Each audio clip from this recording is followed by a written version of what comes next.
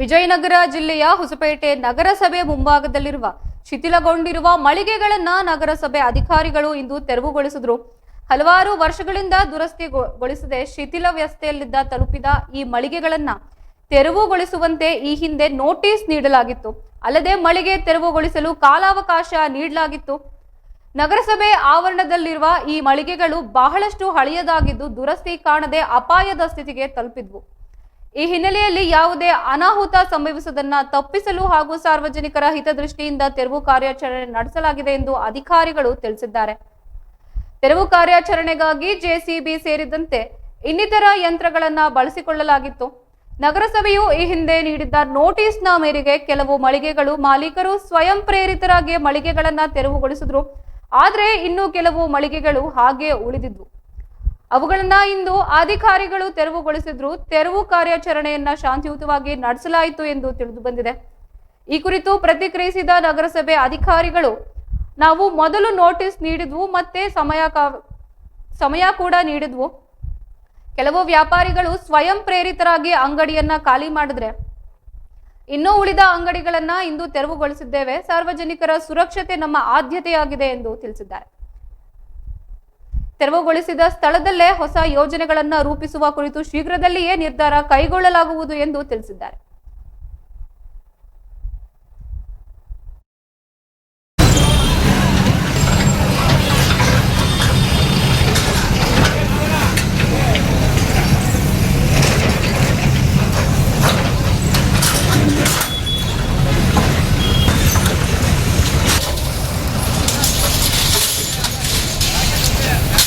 కాదు ఇవే తీపిచ్చాడు సమా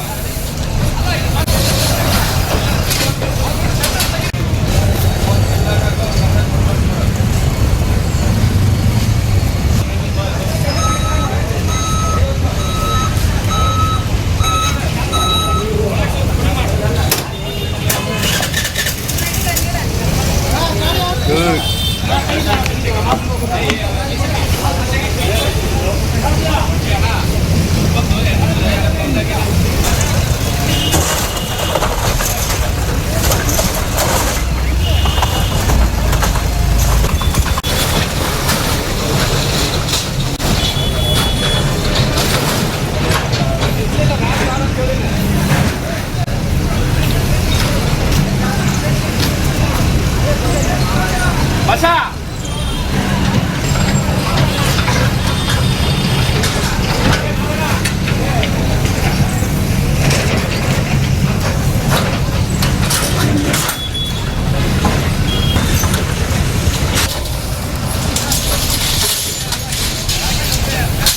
కాదు ఇవే తీపిచ్చాడు సమా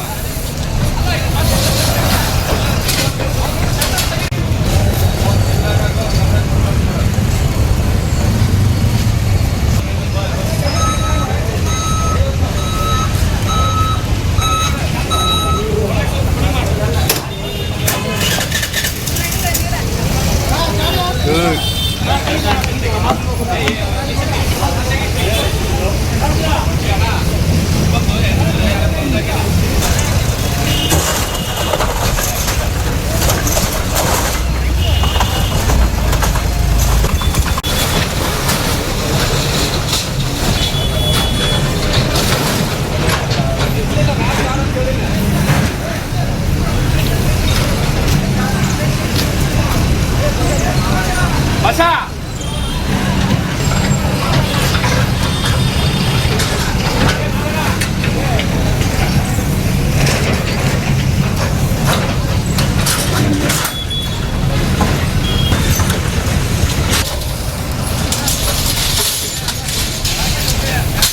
కాదు ఇవే తీపిచ్చాడు సమా